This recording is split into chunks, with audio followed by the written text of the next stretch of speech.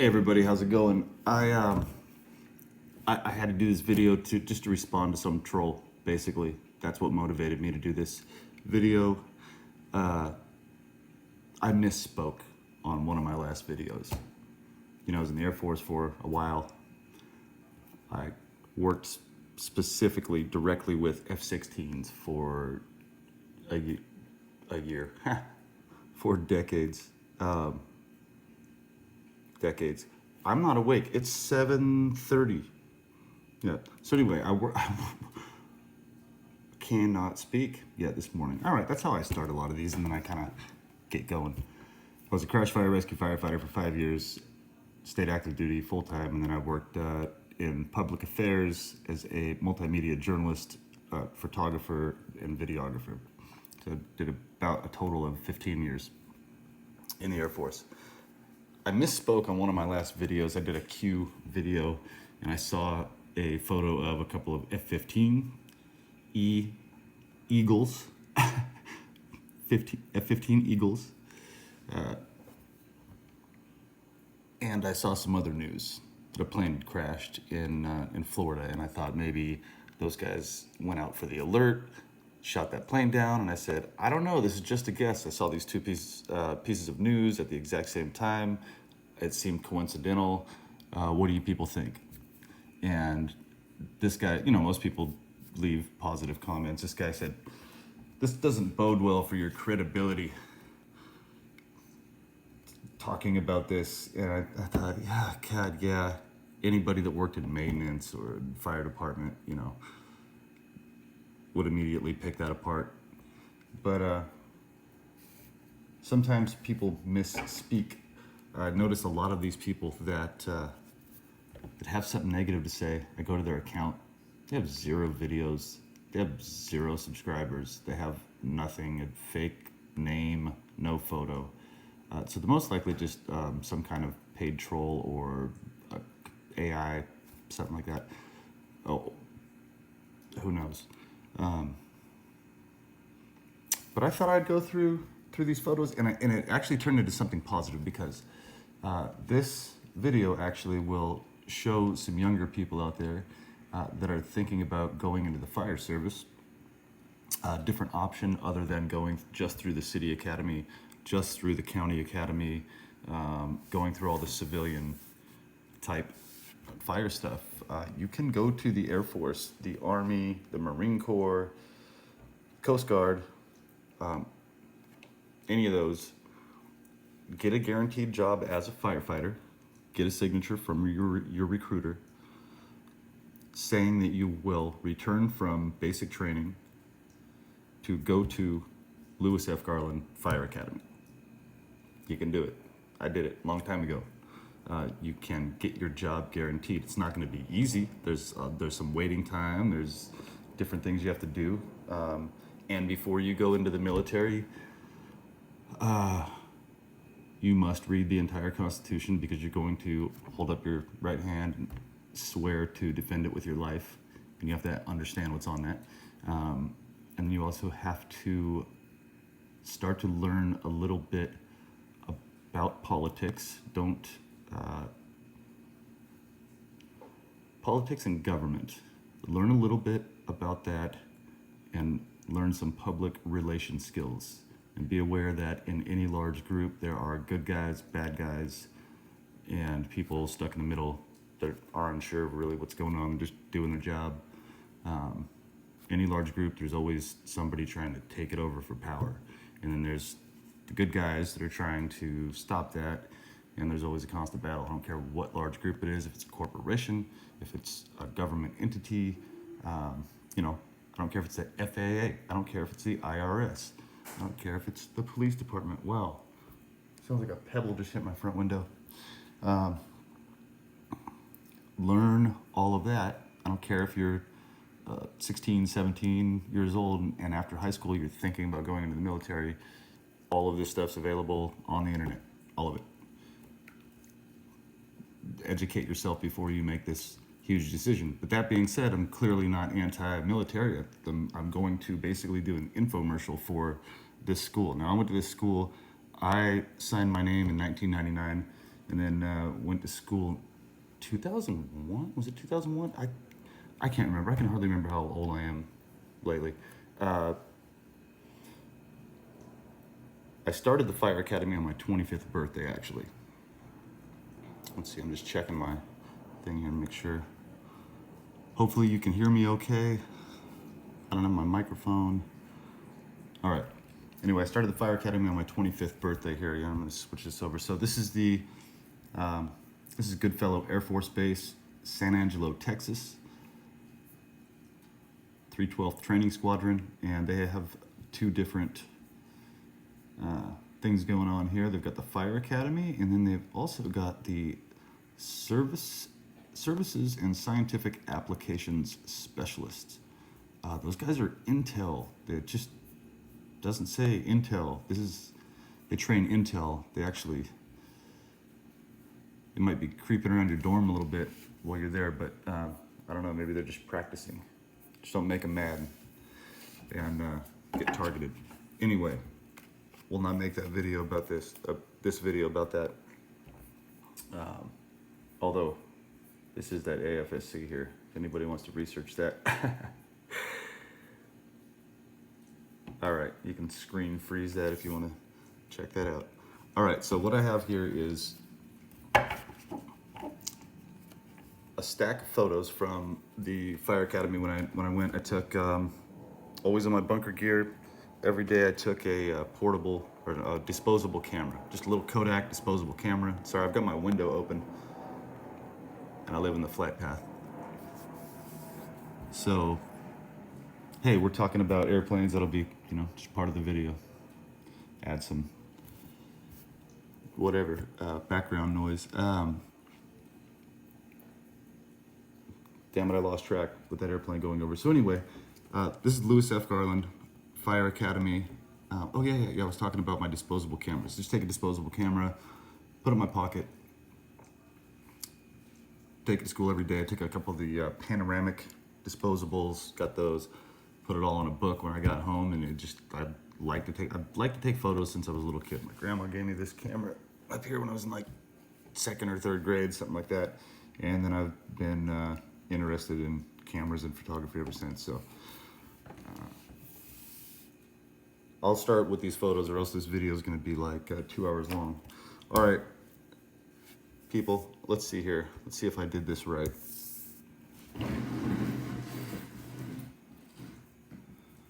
Okay, so I tried to keep these in order from how the school starts. You're in classroom a lot.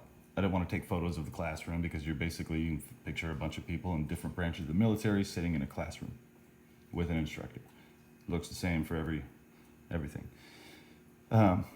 So most of this stuff is the hands-on stuff, and this is called your tech school in the Air Force, and this is what you are doing for your AFSC, the training you're doing for your AFSC. So this is a litter carry. You just have a Rescue Randy. You'll learn Rescue Randy. You'll get to know him. That's a litter carry.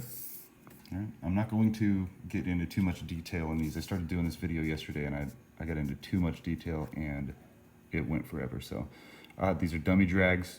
This guy weighed like 220 pounds. I'm gonna have to drag him around.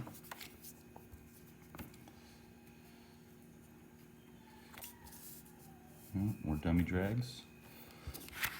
You'll march to school. Now, things might have changed since I've been there. It's been a little while, but you're going to go through, some very similar stuff to this. Maybe newer vehicles. This is your partner changing out your air pack for you. Practice that, train with that. So this thing behind them right here, this is the confined space rescue training tube. I don't think they had a name for it. You crawl through this thing. They've got a bunch of 2x4s that go down through there, a bunch of obstructions all the way through this thing, and you have to go in there with full gear with your air pack, and this is it. All right, let's see if I can get this. You go through there with your air pack. Yeah, can't get that all the way in there.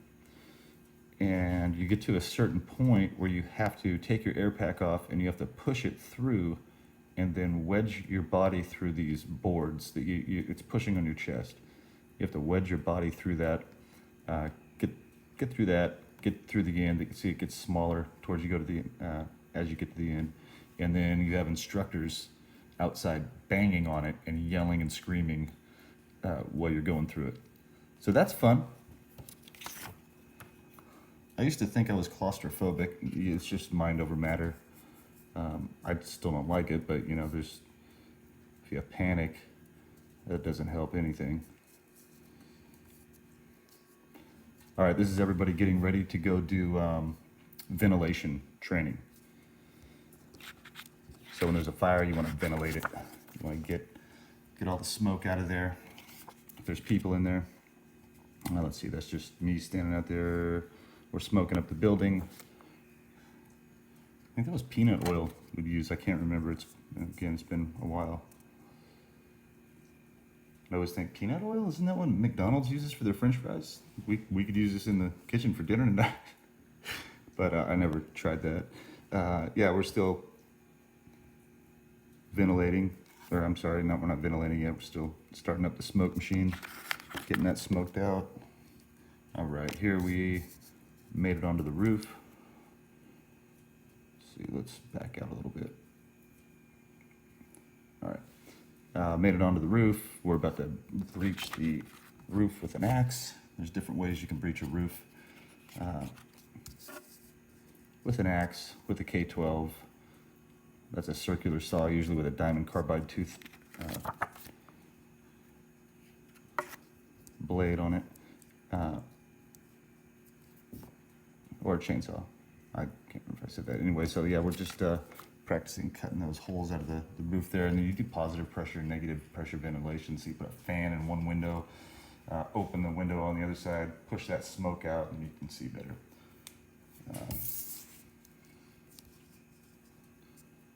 So I'm pretty sure there's still people using this vehicle. This is the P19 right here. We didn't drive any vehicles. You'd learn to drive your vehicle after you get to your base if you get to that point. But that's a P19 crash fire rescue truck. The ones behind it, I think, are Strikers. I think that's the newer truck they're using now. Those must have been brand new there. Unless it's, I don't know. That looks like the one the city used. I'm not sure what those trucks are. I took a picture of them because I thought, I'm going to drive one of those one day. But, man, I did. All right, so there's that. This is just a front portion of an F-16, little static display for training to identify where you put the pins and stuff like that. Put the pins, take the pins out, pilot extrication, incapacitated pilot. Okay, so this we are learning about fire hose, different diameters, how to lay the hose on the truck, how to take it off, how to lay out some hose. Looked like somebody was having a tough time there with that one.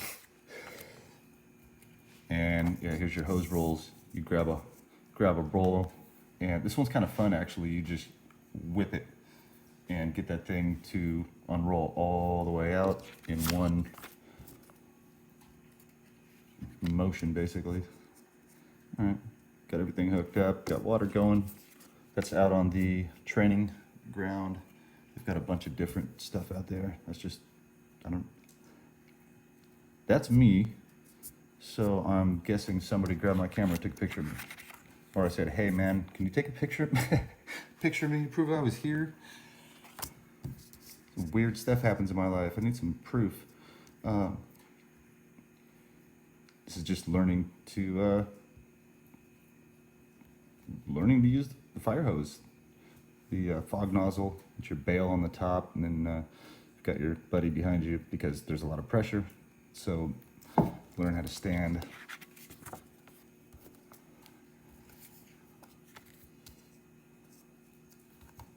Same thing.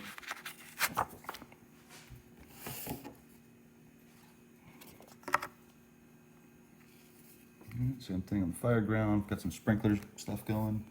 And then this is, you actually will go in and learn how to replace is it a frangible bulb sprinkler?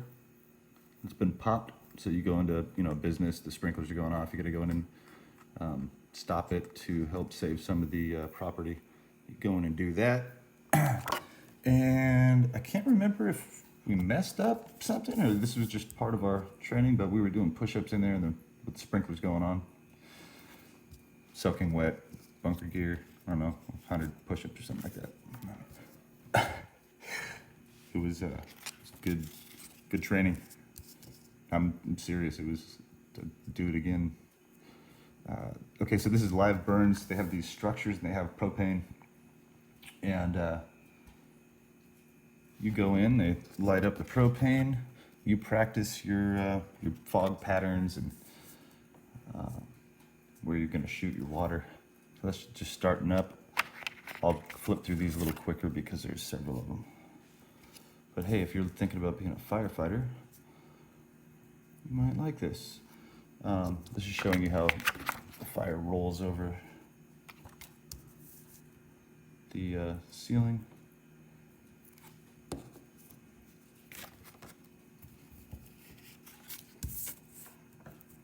Getting a little hotter there. Oh, got one out of order, it looks like. That was a little lower. All right, and I forgot I had so many of these. All right, starting to hit the top of it, and when you do, the water drops down onto the base of whatever's on fire. Heat rises. There we go, it's getting a little warmer in there. Convection heat is an interesting thing. If you've never been close to fire like that, the way it feels is pretty intense. So yeah, they got it completely rocking, and then we go basically in closer to that. This is just the closest that I could get in and take a photo with a disposable camera. Imagine if I would have had the equipment that I can use now. But look at the guy in the front. That actually might be me in the front. I handed my camera to somebody. I really don't remember. This was so long ago. This is almost 20 years ago. And there's a fog pattern. So actually, yeah, this is our, I think that was me in front. Or this guy. This was one of our instructors. He was a Navy guy. He was cool. I liked him. This was his face mask, his face shield. It just melted and dripped off. See his face, a little burnt. There's no Nomex. So, yeah, it's hot in there. Yeah, it's after cleaning up. We would hang our gear. You'll hang your gear out here after it's all soaking wet, let it dry out. If you go in the summer, you'll be in Texas, give it like 5 minutes. It'll be fine.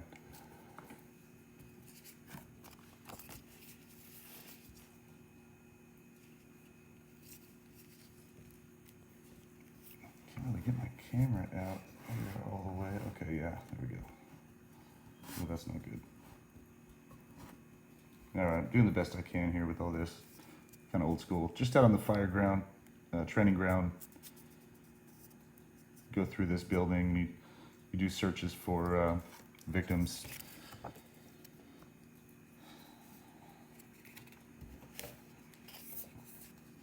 Victims, I use the right word. All right, so anyway, here's this out. We're learning to cut line. Cut line, forest fire, fire break. Got your yellow Nomex. If you ever work for the Forest Service, you'll have this. It's easy to see in the forest. In between all the green, it contrasts well so you can see your buddies. Got the engine out there. That's what you'd use for, in a forest fire. An engine, most likely a water tender though. But a lot of engines, a lot of water tenders. I always thought they should have brought the crash trucks up there. I thought that would have worked good along some of those backcountry roads. So here's a bunch of bales of straw on fire, and put all that stuff out in this huge field, lit it on fire. That goes up quick. We've got the Jersey barriers there, so Yeah, and then they light it on fire, and they're like, "All right, guys, go put it out with the shovels." Uh, McLeod, what the hell's the tool? I forget the name. Halligan is the one you use on your truck. But and then you've got your pump pack, or the guys would call them the piss pack, and you just squeeze the water out of it basically, and put out little spot fires. Start to go out. I think these might be a little bit out of order. Yeah, fire going out. Not a bad photo for a disposable camera, eh? I should frame that one. Like that one. And then after we got done with that, the truck was filthy, so take it to the wash rack. I mean, you'd wash it anyway. But it's a pretty cool wash rack they had. And it's nice to have like 20 guys to be able to do it. We'd have to go do it with 2 or 3 usually after you get to your station. Took a while. Yeah, these are, yeah, out of order. Damn, yeah, they are out of order. This was before. This is just me and another guy. That's Nomex hood, your hydrant wrench there, spanner wrench.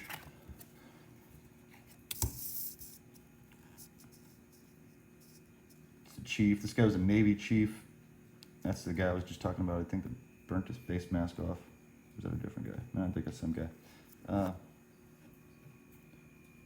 Shooting out some water on with the smooth bore nozzle.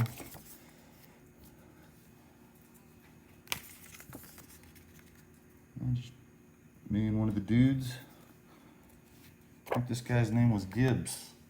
Any relation to that guy, Shane Gibbs? That was after some live burns in Texas, like 110 degrees. That's why we had to carry water every day. A gallon of water to school. They wouldn't let you go if you didn't have it. I don't think we were supposed to be doing this. Right here, I better zoom back in. Was it this guy's birthday or what? I forget why we did this, but probably end up to, I don't know, it's so over safetyized now. I don't think you can do fun stuff like this anymore. But yeah, we were shooting that guy with the straight stream in the face. That wasn't me. That was, I think that's one of the Marines. That's most likely a Marine. Marines do that. That's not a bad thing. I think it's hilarious that they do that shit to each other.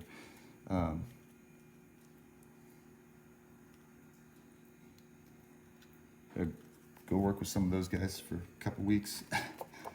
Let's see. More of that. This is the Navy chief. Let's see, him and the Marine Corps instructor were my 2 favorite instructors. So these are live burns. I'm just gonna have to give it up. Out on the field, that's a little static display. Helicopter, propane. You go out in your potato suit and shoot water at it basically until they're happy that you've put the fire out, and then they turn it off. Same thing, helicopter, and then they'll bring the crash trucks out there and shoot water in while you're in there. Like helping you bring the truck in at a 45-degree angle. Well, depending on the scenario. Yeah, just doing some training. Texas, 100 degrees, fire. It's pretty fun.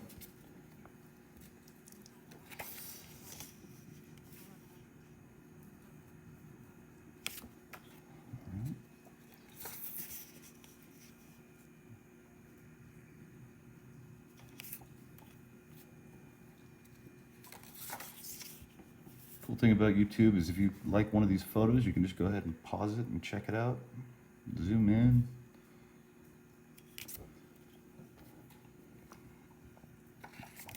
But yeah, I highly recommend this to pretty much any young person that has the that can do this. It's not easy.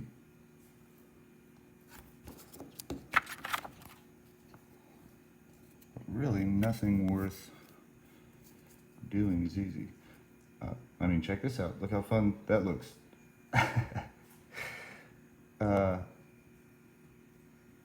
Yeah, so you're standing in a bunch of water, and it's shimmering. It's like different colors because of all the petroleum floating on the top, and then you got this thing going on, and then you're shooting water into the mock-up engine of the large frame aircraft with you and 1, 2, 3, 4, 5 of your buddies, and it's loud, and hot isn't even the word. Like, if you've been in Arizona when it's 122, it's that times, I don't even know how many, a lot. It's just one of those things, you kind of have to do it to understand.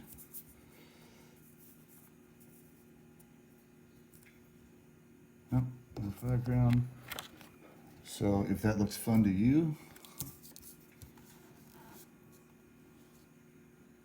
and you're willing to observe the Constitution, go to this website right here. Goodfellow Air Force Base, 312th Training Squadron. Do some research. So this is the control center right here, out at the static display. Just more live burns. All right, we're just about done with the live burn, with that section of that. I think that's back to the helicopter, or what? Oh, this is supposed to be like a munitions area.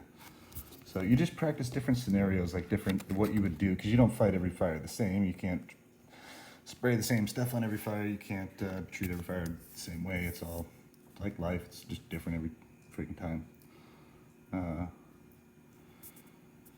Okay, so this here is a C-130. This is like one of my favorite airplanes. I've flown in some places on one of these. You're learning to breach doors. So like, say one of these things crashes, pushes the side of the plane back, jams the door. There's people in there, it's on fire, you gotta get them out. Here's how you do it. You know, they're trained to do this different ways. So you use that K-12 saw I was talking about, with the diamond tooth carbide tip blade. Did I say that right? Probably mixed a couple words up. There's the C-130 again. We're going in to cut the door open. You practice this before you go in. You go through, you do it in the classroom, you run through your scenario, practice it, you go out to the plane, do that, and then you do your practice run, then you do your certification. And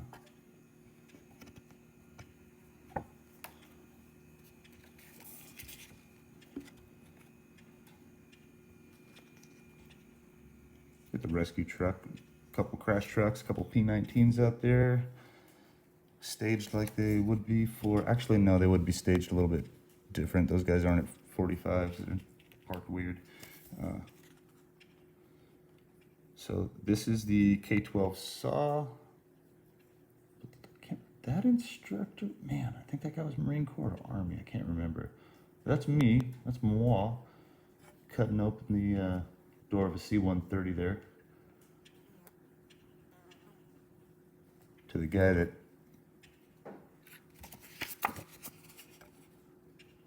whatever. That's one of my buddies. Cutting the door open. Instructors right there, just to make sure. There were a couple knuckleheads that made it in, so you gotta keep an eye on those guys. Make sure they're safe. Dude that would fall asleep standing up.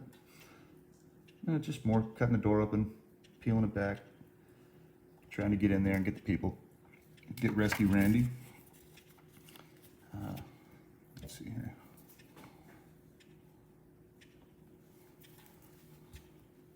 All right, we got him out, and I think we're working on him there. Yeah, like I said, it's been a while. I can't remember exactly what we were doing right there.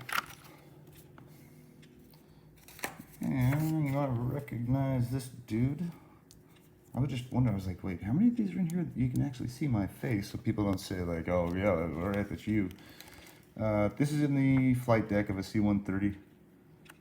Big planes have flight decks. Fighter jets have cockpits. In case you didn't know that, it's kind of good thing to know if you're looking into this profession. That was just a static display. The thing didn't fly. This is an HH53. I don't know if they still have this there, but that's what we learned extrication on. Same thing, similar, you know, just had to learn in a plane, learn in a helicopter. Because all firefighters are trained to work joint force, so you get sent to Marine Corps fire department, you can just hop right in and work with those guys. I mean, you're gonna have to get used to the culture shock, but you know how all the equipment works and how their SCBA works and you know all that stuff. It's all interchangeable. Everybody uses the same stuff. We're using the spreaders right here to do something. We've got it hooked up to a chain and we're pulling. Oh, I think there was a pallet that we were using the spreaders to pull the pallet off of a body. Yeah. Pull it away. They were pinned. That's what, something like that. Yeah, you have to get all creative with those things and figure out different ways to do stuff. So this is an F-15 Eagle. This is the guy that said, you know, I have no credibility because I called it the wrong thing. This is actually the first plane that I was taught pilot extrication on. And that's me. You see, I'm gonna get real close. See that guy up there flipping some switches, the bottles, throttles, and blah, blah, blah. That's me, buddy.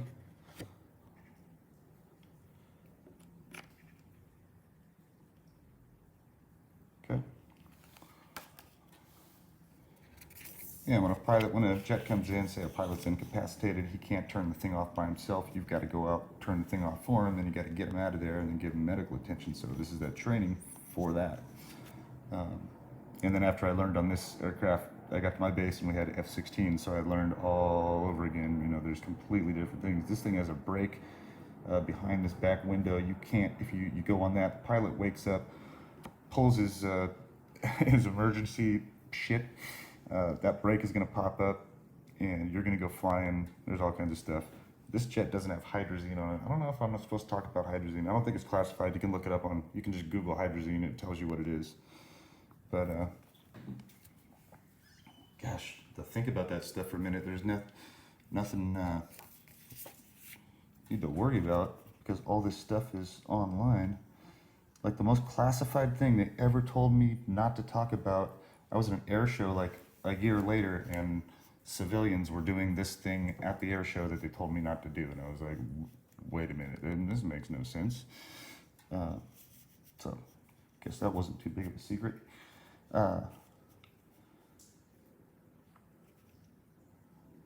Yeah, more F-15. All right, so you'll meet some friends. You will definitely meet some friends going to the fire academy. These are some of my buddies. My buddy Kurt, my roommate. He was from Valdosta. No, he wasn't from Valdosta, Georgia. Where? Let's see. He was from Texas. I'll think about it. Yeah, in class you'll do some push-ups. You're gonna be a firefighter. So this is trivia. We're doing trivia for studying for a test. So we're doing some push-ups to help motivate. Let's see. This is the rescue truck. This is similar to the rescue truck that jacks with me around town. This was a beautiful rescue truck. So this is me standing on it in a parade in San Angelo, Texas. That's the one that shows up if you get in a car wreck. Well, it shows up a lot of different things, but they've got all the jaws of life and spreaders and the airbags, and the rams, cut you out of your car if you're pinned in there. You see a truck like that showing up and you're in a bad wreck and you're not targeted, your percentage is a little better. Yeah, more parade. Parade in Texas. All right, so here is, I'm just showing all the photos here.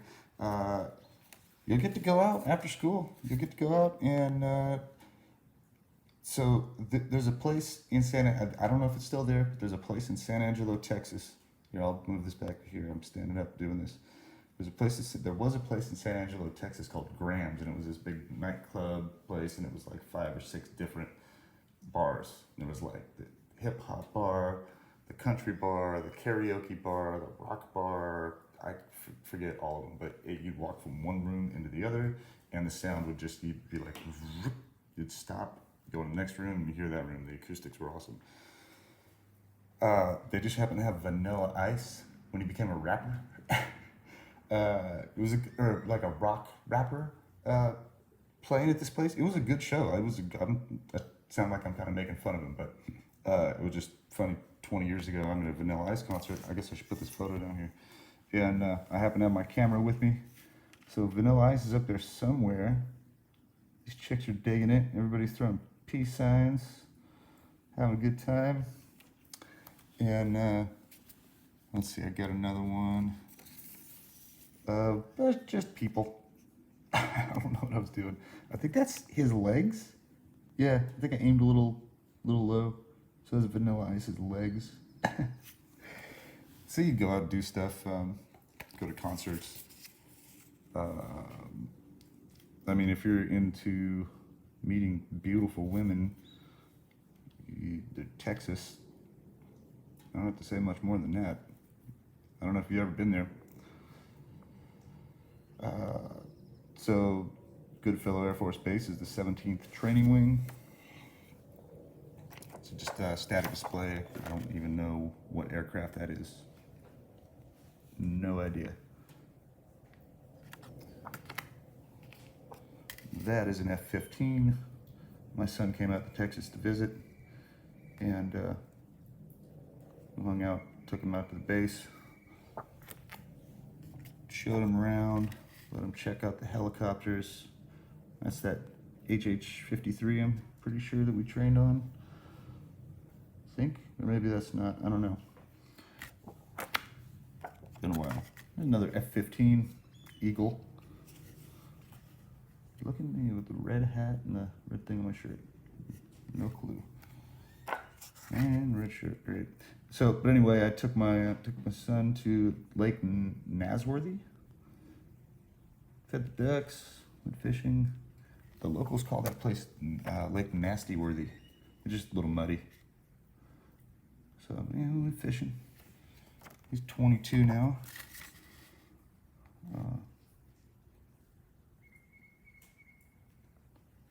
Yeah, well, he's little. Yeah. Okay, so do not do this. You go out, but don't do this. Me and you'll have somebody in charge. There'll be a rope. There's like the blue ropes and the yellow and then red, I think. And they're kind of like they're kind of like the student liaisons to the first shirt. The first shirt's like your guidance counselor. If you mess up, you're going to be in the first shirt's office explaining why and what you did. These guys report directly to the first shirt. So there's only one red rope, there's a few yellow ropes, and then there's, I can't remember all of the ropes. So, but this dude I just happened to make buddies with, ended up being the red rope. And he was a nice guy, he was a cool guy. We kind of did take advantage of his rope status, I think. And one weekend we took off to Mexico with these 2 pretty girls. One of them ended up being my daughter's mom. Red rope fell off of that rock that I was just standing on there and cut his hip open, needed a couple stitches, but we couldn't tell anybody because we weren't supposed to go to Mexico. And so I highly recommend not doing that. That's just me having a beer. My Rage Against the Machine shirt on. As I'm in military fire academy. Jeez.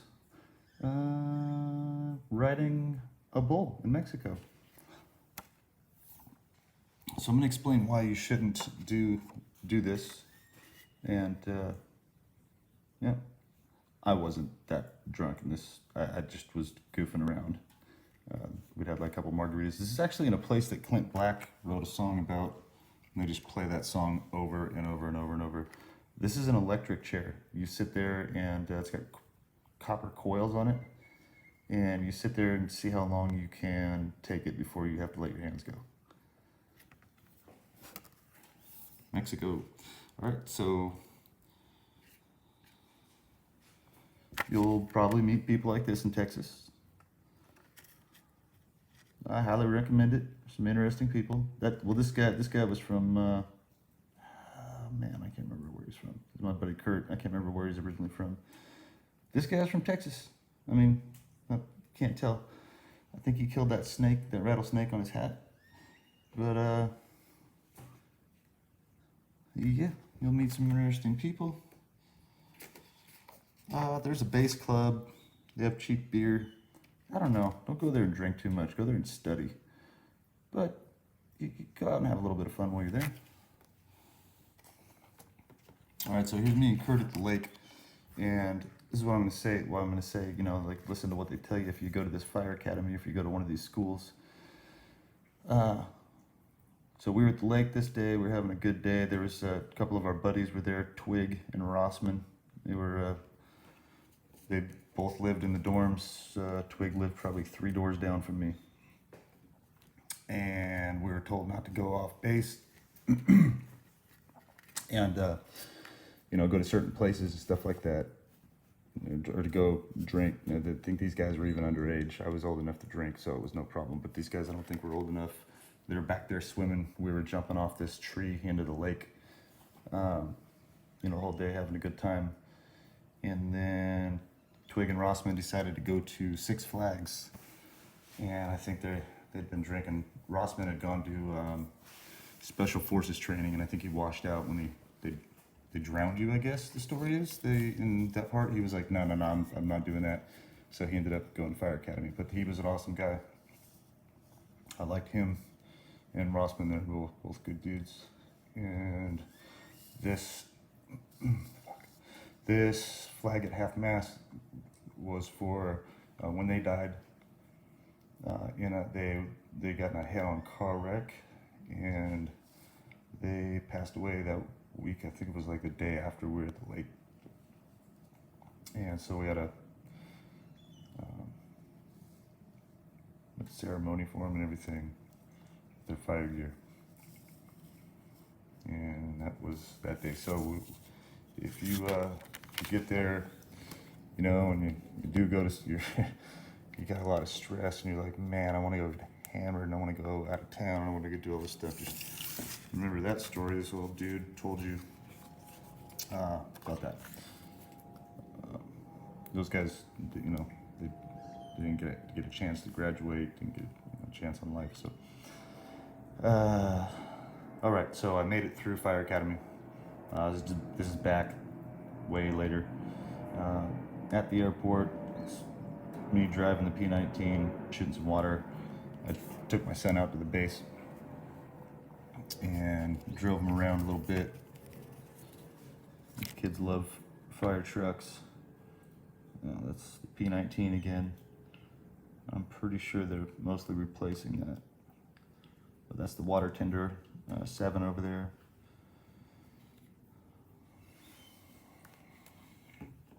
And then you have to certify eventually to do your pilot extrication on whatever aircraft is on your base that you're going to be working on. And on this aircraft, well, not all aircrafts, just different pins. So you have to make sure that there are certain pins inserted in certain places. You have to check certain things and go through a process, some standard operating procedures to get the pilot out if he's incapacitated. So this is on my day that I certified, and I knew it was probably not very professional, but I thought, you know what? I remember when my dad took me out to the fire station. I thought it was kind of neat. He worked out at Plant 42. He was a crash fire rescue firefighter.